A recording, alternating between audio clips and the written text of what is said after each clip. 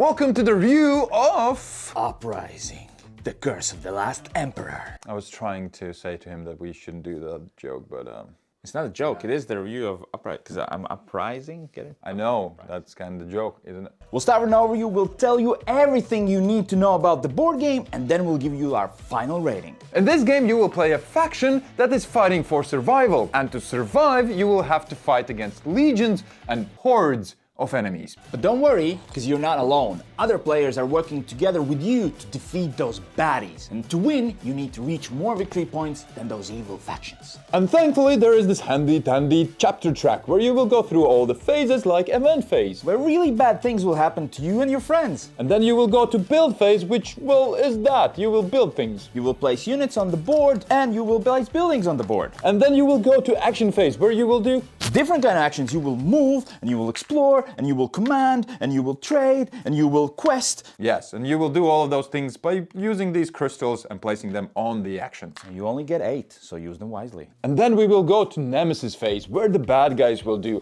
bad things. Die, honest, die! And when everything will be destroyed, we will go to scoring phase, where we will get points. The more baddies are on the board, the more points they will get. The more of us and more havens we have, the more points we get. Whenever two factions meet in the same space, a fight breaks out. You're all a bunch of dice, somebody rolls for the bad guys a bunch of dice, and you hope for the best result. Which usually doesn't happen. Yeah, you are looking for skulls because skulls mean damage. And that's the core loop of the game. Meeting other factions and then hoping not to die. Now you know how the game is played, but is any of it good? Let's talk about the 3 best things about it. My third best thing about this game is gonna be dice combat. I just love chucking bunch of dice. You get all these dice together, you roll, and you hope for the best. It's always exciting, it's almost always fun. Each of the units will have their own unique dice they roll, and each of those dice have different odds, so you always wanna min-max the best possible resolution. And the bad guys will have their set dice, and the stronger they are, the stronger dice they will have. So sometimes even inflicting damage on them is really good, not just killing them, because then they will be weaker. My third favorite thing is feats and items. As you already know, you will be playing your faction, and this faction comes with a hero, and you can upgrade this hero by buying new stuff like items right here, which makes him much cooler, or by adding new feats. At the start of every single round, you will be able to pick a few of these cards, and all of them makes you super cool and do fancy things like get crystals.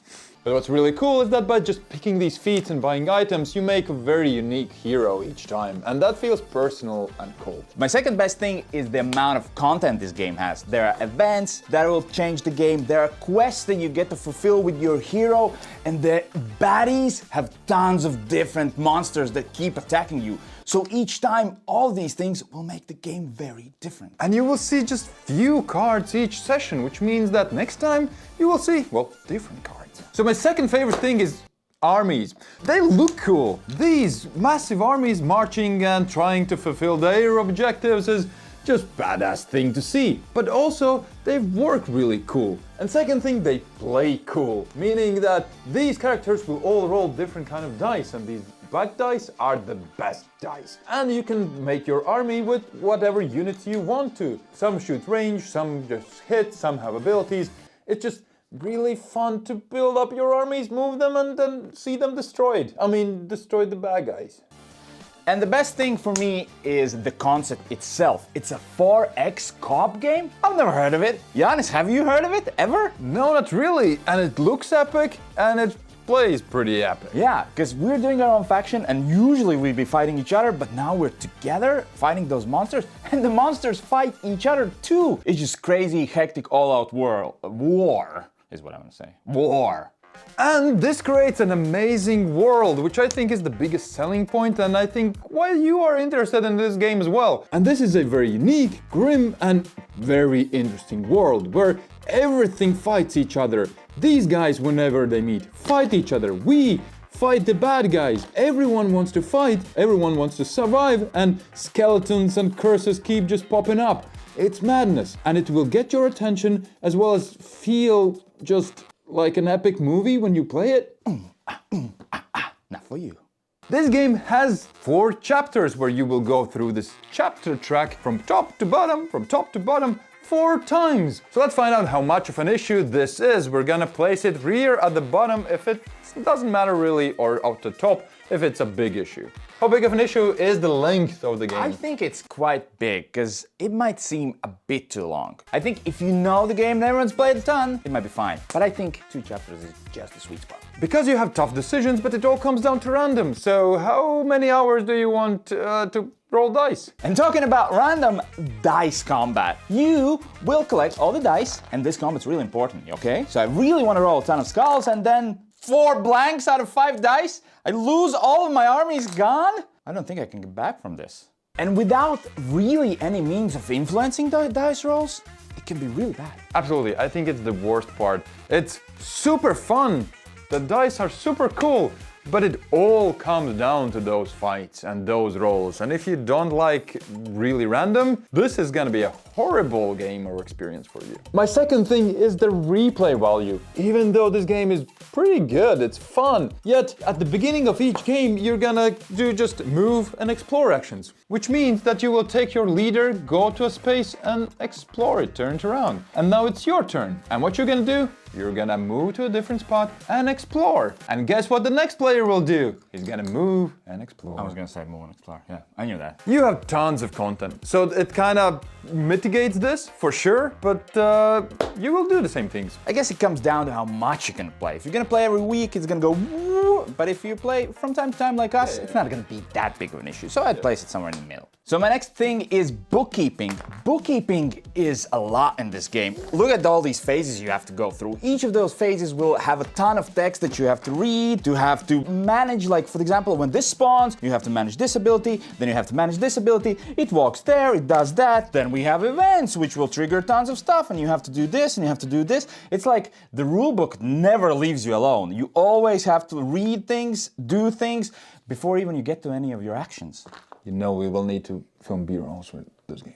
If you don't enjoy a lot of like management and reading through things while playing, this might be a big issue for you. For sure, especially when there is the bad guys' turns. They might be fighting each other multiple times, all the time, so you keep rolling dice for the bad guys, which is really fun for the first 3 times.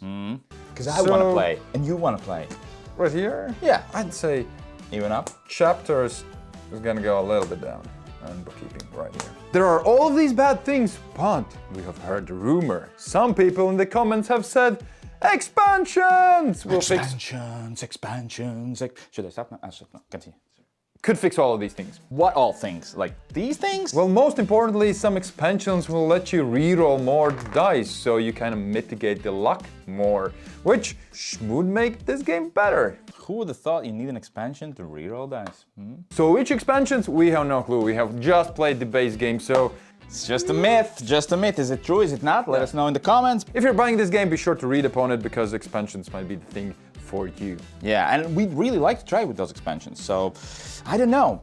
Let's put it here. Yeah, it's fine. We know the good and the bad about the game, but let's figure out who is it actually for. So for me, it's Sunday solo players. For me, it's buckets of dice. What that means is players who play games where you roll like really a ton of dice and hope for the best. Games like Warhammer or any other war games, and you're fine with that. It's gonna screw you over most of the time, and you're like, well, that's what happened. Still a lot of fun. If you're that kind of player, you're gonna enjoy this game. First of all, this game really works well solo, especially there's gonna be a dedicated solo mode. It's really, really good and fun. And the other thing is Sunday players. Sundays meaning that you will have the whole day to play it. You don't care what really happens. You build stuff, you get tons of awesome armies, and it feels good. And then, what he said, you roll buckets of dice. In general, if you just want to have good time and chill and not to worry about anything, this game's really good. And now we're at the final rating. 3, 2, 1.